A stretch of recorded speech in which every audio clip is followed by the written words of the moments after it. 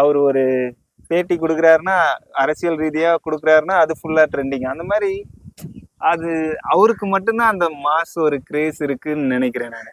நான் ஒரு அரசியல்வாதியாவோ இல்ல ஒரு விஜய்க்கு ஒரு ஆதரவாளராவோ அப்படி பேசல. ஒரு பெரிய ஒரு எப்படி சொல்றதுன்னா ஒரு பெரிய எதிர்பார்ப்பு இருந்துச்சு.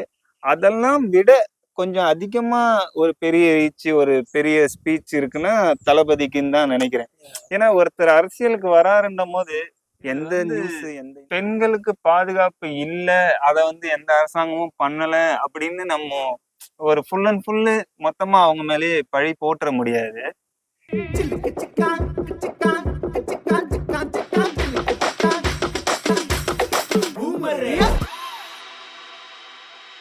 இப்போ தளபதி வந்து 2026க்கு வந்துட்டாரு அரசியலுக்கு. ரெகுலரா சூடு பிடிச்சி போயிட்டு இருக்கு. யூடியூப் சேனலை திறந்தாலே மீடியாவை திறந்தாலே தளபதி வச்சு தான் பேசிட்டு இருக்காங்க. ஏன்னா தளபதி மேல வந்து பாத்தீங்கன்னா கருத்துக்கள் நிறைய விசாரணை போயிட்டு இருக்கு. சில பேர் வந்து இது மாதிரி சொல்றாங்க, சில பேர் வந்து தளபதி வரணும்னு சொல்றாங்க, சில பேர் வரக்கூடாதுன்னு சொல்றாங்க. சில பேர் என்னன்னா தளபதிக்கு என்ன தெரியும், அவர் சினிமாவை தவிர்த்து அரசியலை பத்தி என்ன தெரியும் அப்படின்னு கோரிக்கை வைக்கிறாங்க. உங்களுடைய கருத்து என்ன? மக்களுடைய கருத்தா பொதுவா ஒரு பொதுவா வந்து பார்க்கும் போதுன்னா ஒரு சினிமா நடிகர் ஒரு பெரிய உச்சத்துல இருக்காரு. இப்போ ஒரு பெரிய பயங்கரமான ஸ்டார், அவருக்கு இருக்க மார்க்கெட் எல்லாமே இருக்கும்போது நான் வந்து அரசியலுக்கு வரேன் அப்படின்றது வந்து ரொம்ப ரொம்ப பெரிய விஷயம். ஏன்னா இப்போ படம் சரியா ஓடல, நான் அரசியலுக்கு வரேன், என்னப்பா படமே இல்லப்பா, என்னப்பா பண்ண போறோம், நான் வரேன் அப்படின்றது வந்து அது வந்து வேற ஸ்டைலு. இப்போ இவ்வளோ பெரிய டாப் ஸ்டாரா இருக்கும் போது நான் வந்து வரேன், படம் ஓடுதோ ஓடலையோ நான் வந்து மக்களுக்காக பண்ண வரேன்றது வந்து ரொம்ப ரொம்ப பெரிய விஷயம். இது வேற பெரிய ஸ்டார்லாம் பண்ணுவாங்களான்னு எனக்கு தெரியல.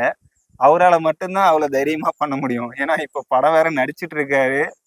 ஏன்னா படம் ரிலீஸ் பண்றதுக்கு ஏற்கனவே நிறைய பிரச்சனை போயிட்டு இருக்கு. இதுல திருப்பி ஒரு இன்னும் அரசியல்ல தீவிரமா இறங்கி அதே மாதிரி பாருங்களேன், எவ்வளோ பேர் அரசியலுக்கு வந்திருக்காங்க. இது முன்னாடி கமல் வந்திருக்காரு, சரத்குமார் வந்திருக்காரு, விஜயகாந்த் வந்திருக்காரு, இந்த மாதிரி நெப்போலியன் சார் வந்திருக்காரு. இவங்கெல்லாம் ஆக்டர்ஸ் தான்.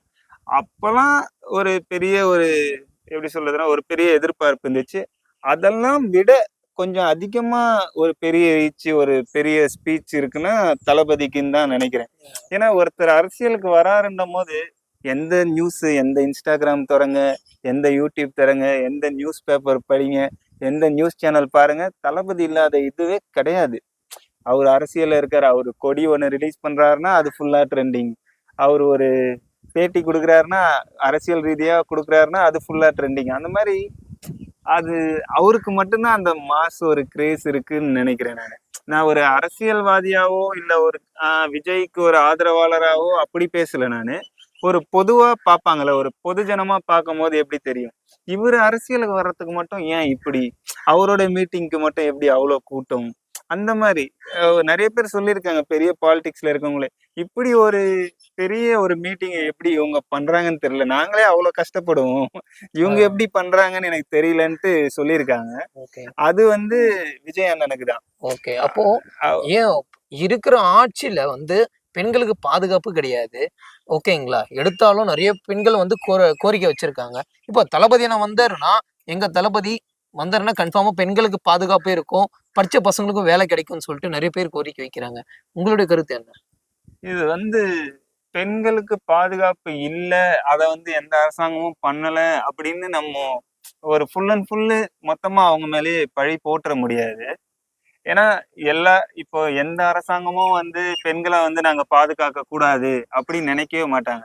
இப்போ நீங்க அப்படி பாத்தீங்கன்னா பெண்களுக்காக இலவச பேருந்துலாம் விட்டுருக்காங்க. அதாவது இந்த ஆட்சிக்கு மட்டும் சப்போர்ட் பண்ணி பேசுறேன்னு கிடையாது.